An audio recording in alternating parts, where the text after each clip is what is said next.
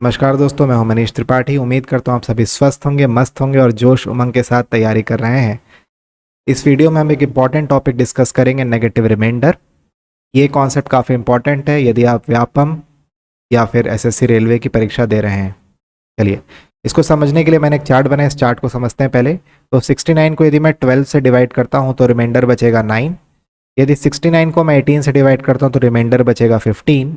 और यदि मैं 69 को 36 से डिवाइड करता हूँ तो रिमाइंडर बचेगा 33। यहाँ पे यदि हम देखें तो नेगेटिव रिमाइंडर किसे कहते हैं? यदि 12 में से 9 गया तो बचेगा 3, तो ये जो -3 इसे मैं नेगेटिव रिमाइंडर कहूँगा। फिर यहाँ पे मैं माइनस करता हूँ 18 और 15 को, तो यहाँ पे भी बचेगा 3। तो इस 3 को मैं नेगेटिव के साथ लिख के बोलूँगा -3, so that is negative remainder 3। यदि मैं 36 और 33 का भी डिफरेंस देखता हूँ तो यहाँ पे भी मुझे 3 मिलेगा, यानी -3, उसे बोलूँगा नेगेटिव रिमाइंडर। तो नेगेटिव रिमाइंडर का मतलब होता क्या है, पहले समझते हैं कि रिमाइंडर का मतलब क्या होता है। रिमाइंडर का मतलब होता है 69 में जो 9 है वो एक्स्ट्रा जुड़ा हुआ है। यदि आप उस 9 को निकाल दोगे तो जो नंबर मिलेगा that is 60, it is exactly divisible by 12। उसी प्रकार 69 में 15 एक्स्ट्रा जुड़ा हुआ है। यदि मैं उस 15 को हटा दूं, अलग कर दूं, माइनस कर दूं, तो मेरे पास बचेगा 54, which is exactly divisible by 18। 18 3 is 54। यदि मैं 69 को देखूं तो 69 में जो 33 है वो रिमाइंडर एक्स्ट्रा जुड़ा हुआ है, एक्स्ट्रा प्लस। यदि मैं उसे बाहर निकाल दूं तो मेरे पास बचेगा 36, which is again a multiple of 36। 36 one times will go 36। तो रिमाइंडर का मतलब अब मेरे ख्याल से आपको क्लियर होगा। बेसिकली रिमाइंडर मतलब होता है कितने पार्ट को हटाना, जो एक्सेस है उसे हटा देना, ताकि जो नंबर मिले वो 12 से 18 से या 36 से एग्जैक्टली डिविजिबल हो सके। तो यहाँ पे हम लोग माइनस करते हैं, रिमाइंडर को हम लोग निकालते हैं, बाहर निकालते हैं, तब हमें वह नंबर मिलता है which is divisible by 12, that is 60, which is divisible by 18, that is 54, which is divisible by 36, that is 36। तो रिमाइंडर को माइनस करना होता है, तभी हमें एग्जैक्ट डिविजिबल मिलेगा। उसी प्रकार नेगेटिव रिमाइंडर को प्लस करना होता है। ध्यान से समझिएगा इस बात को। यदि मैं 69 में +3 करता हूं तो मुझे मिलेगा 72, which is the next multiple of 12। यदि मैं 69 में नेगेटिव रिमाइंडर को प्लस करता हूं, यानी 69 + 3, तो मुझे फिर से मिल जाएगा 72, विच इज अगेन मल्टीपल 18 4 ज़ा 72। उसी प्रकार यदि मैं 69 में 3 प्लस करता हूं तो मुझे मिल जाएगा 72, सो 36 2 ज़ा 72। तो नेगेटिव रिमाइंडर प्लस करने से हमें अगला मल्टीपल मिलता है। कॉन्सेप्ट आपने सीखा, उसी को हम अप्लाई करते हैं। तो अगले स्लाइड में देखिए, यहाँ पे मैं 69 को गायब कर देता हूं। अब मैं क्वेश्चन पढ़ता हूं, ध्यान से सुनिएगा मैं क्वेश्चन क्या पढ़ रहा हूं। मैं क्वेश्चन पढ़ता हूं, a number let that number be x, a number which is x when divided by 12 leaves remainder 9, when divided by 18 leaves remainder 15, when divided by 36 leaves remainder 33। What is that number?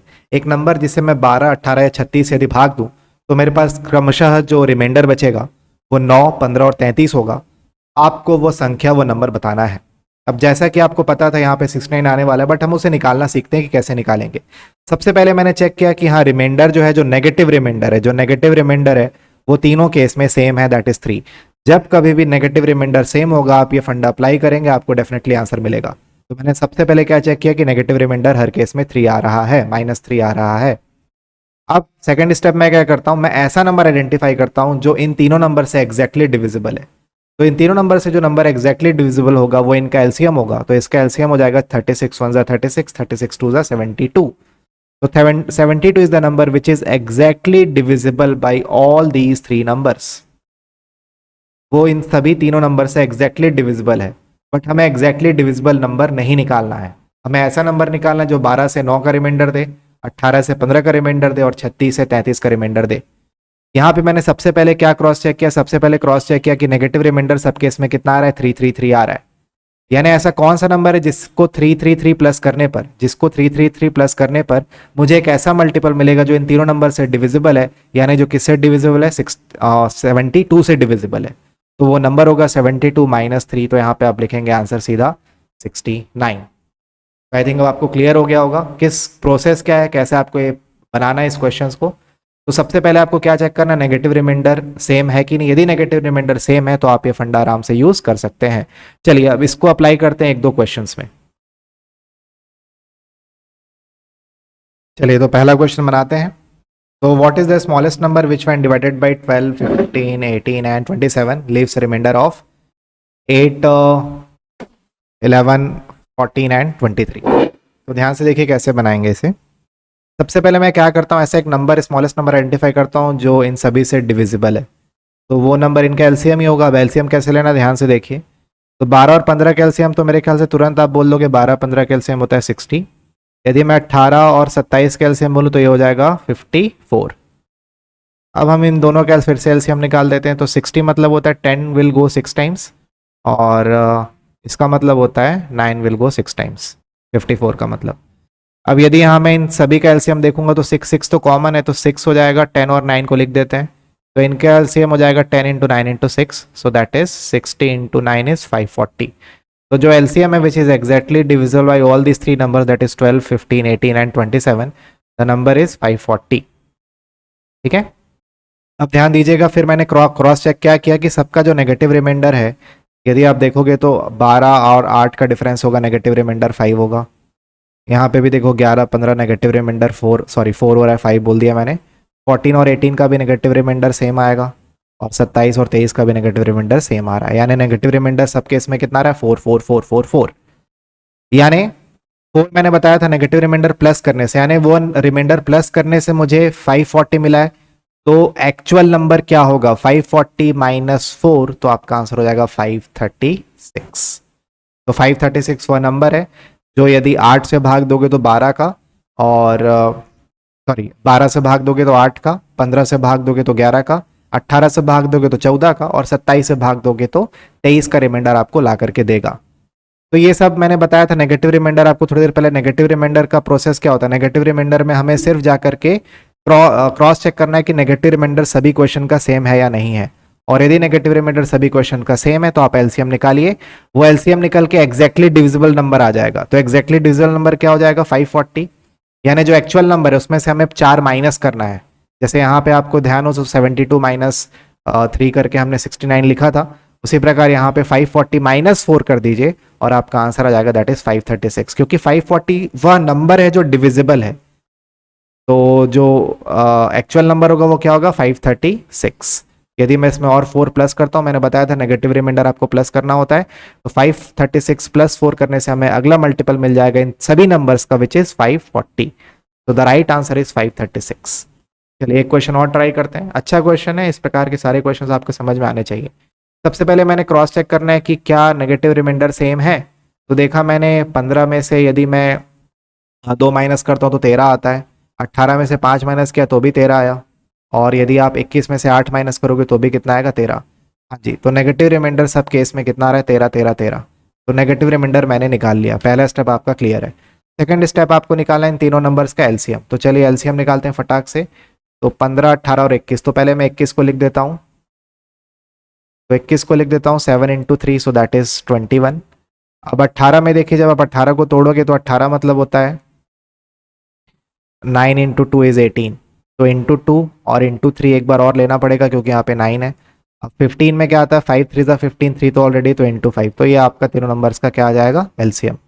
ठीक है, अब इसका product देख लेते हैं कितना आ रहा है। तो ये हो जाएगा 7 into 3, so that is 21। 21 into 10, so that is 210। और कुछ छूट रहा है क्या, हाँ इंटू 3 छूट रहा है ना, तो इंटू 3 कर दीजिए। तो 630, ये हो गया मेरा एलसीएम इन तीनों नंबर्स का। ये एग्जैक्टली डिविजिबल है इन सभी नंबर से। अब मैंने नेगेटिव रिमाइंडर चेक कर लिया था, नेगेटिव रिमाइंडर 13 13 आ रहा है हर केस में, तो इसमें से 13 माइनस कर देते हैं, तो मेरा आंसर कितना हो जाएगा, 617।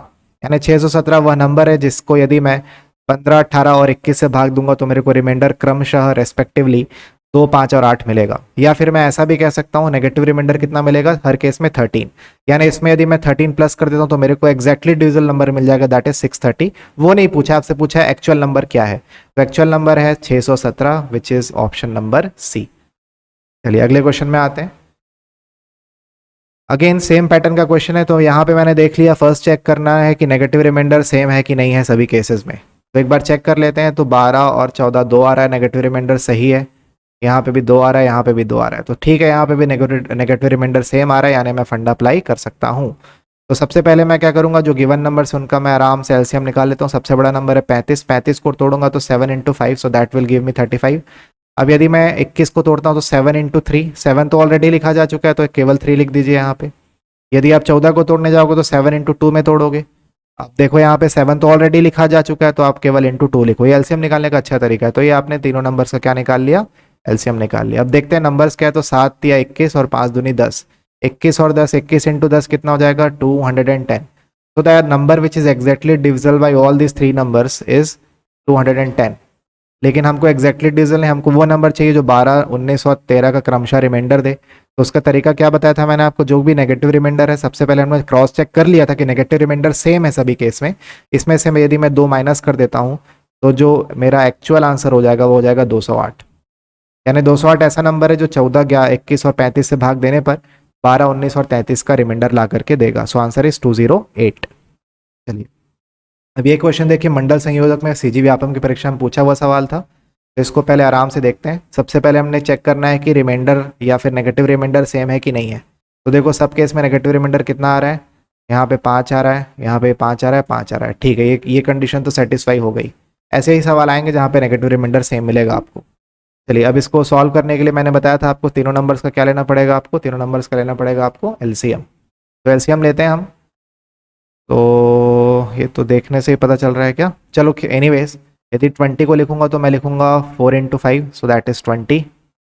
अब देखिए यहाँ पे जब आप 16 में आओगे तो 16 में क्या है, 4 इंटू 4 है। एक बार तो 4 आप ऑलरेडी लिख चुके हो तो बचा हुआ एक 4 लिख दो। अब यदि आप यहाँ पे आते हो तो यहाँ पे आप लिखोगे 7 दूनी 14। तो यहाँ पे आपको 2 तो ऑलरेडी है, 4 में तो 2 प्रेजेंट होता ही है, तो यहाँ पे केवल क्या लिखने की जरूरत है 7। तो ये आपका एलसीएम हो जाएगा। ठीक है, अब इसको सॉल्व कर लेते हैं। तो 4 इंटू 4, तो 4 इंटू 4 इज 16, 16 5 जा 16 5 जा 16 5 होता है 80 इंटू 7, इंटू 7 तो हो गया मेरा 560। बट 560 जाके टिक मत कर देना, गलत हो जाएगा। ठीक है, क्योंकि 560 वह नंबर है जो तीनों से एग्जैक्टली डिविजिबल है। एलसीएम मतलब एग्जैक्टली डिविजिबल है। आपको रिमाइंडर बताना है ऐसा कौन सा नंबर है जो 9, 11 और 15 का रिमाइंडर ला करके देगा। तो उसका तरीका मैंने क्या बताया, इसमें से जो आपका नेगेटिव रिमाइंडर उसको माइनस कर दो तो आपका आंसर होगा 5 5 5 555 चमके हरदम। तो इसका आंसर होगा 555। ठीक है, तो ये वो नंबर है 555 जिसको यदि आप डिवाइड करोगे 14, 16 और 20 से तो आपको रेस्पेक्टिवली 9, 11 और 15 कैल्शियम ला करके देगा ये। या फिर अदर दूसरे शब्दों में बोला जाए तो 555 वह नंबर है जिसमें यदि मैं 3 3 3 प्लस कर दूं तो मुझे एक ऐसा नंबर मिल जाएगा जो ये तीनों नंबर से एग्जैक्टली डिविजिबल है, जो कि 560 है। अब वो 5 कहाँ से है, वो 5 आया था नेगेटिव रिमाइंडर के कॉन्सेप्ट से, जो मैंने आपको ऑलरेडी बता दिया है। चलिए एक आज ये लास्ट क्वेश्चन करते हैं, इससे के थ्रू आपका ये कॉन्सेप्ट अच्छे से क्लियर हो जाएगा। एक नहीं, दो नहीं, 5 बार रिवाइज करेंगे तो डेफिनेटली क्लियर हो जाएगा। पेन कॉपी लेकर के बैठिएगा ताकि आप साथ में स्पेस के साथ स्पीड के साथ बना सकें। तो चलो यहाँ पे क्रॉस चेक करते हैं। ये भी आपका व्यापम में पूछा हुआ है, परीक्षा का नाम यहाँ पे लिखा नहीं, but it is Vyapam examination question only. अब देखो यहाँ पे यदि मैं ध्यान दूँ तो हर केस में रिमाइंडर कितना आ रहा है, 3 3 3 आ रहा है। रिमाइंडर बोल कहना गलत होगा, नेगेटिव रिमाइंडर हर केस में 3 3 3 आ रहा है, यानी मैं अप्लाई कर सकता हूँ कॉन्सेप्ट को। इनका एलसीएम तब ज़्यादा तकलीफ की बात नहीं है। 6 और 5, 6 और 5 का एलसीएम कितना होता है 30, 6 5 का एलसीएम 30 ही होता है। 30 और 4 का एलसीएम कितना हो जाएगा 120। 120 बोलना गलत होगा, 60 सही आंसर है। तो इसका एलसीएम क्या हो जाएगा 60। तो 60 मेरा एलसीएम हो गया। तीनों नंबर्स का एलसीएम कितना आ गया 60। अब हम देखते हैं कि जो नेगेटिव रिमाइंडर है वो तो 3 था, तो 60 माइनस 3 यानी मेरा आंसर कितना हो जाएगा 57। आई थिंक आपको एक कॉन्सेप्ट समझ में आ गया होगा नेगेटिव रिमाइंडर का। नेगेटिव रिमाइंडर में इसी प्रकार के सवाल आते हैं। यदि आप इस वीडियो के 5 सवाल और कॉन्सेप्ट को देख लेंगे तो आपसे क्वेश्चंस डेफिनेटली बनेंगे। Thank you.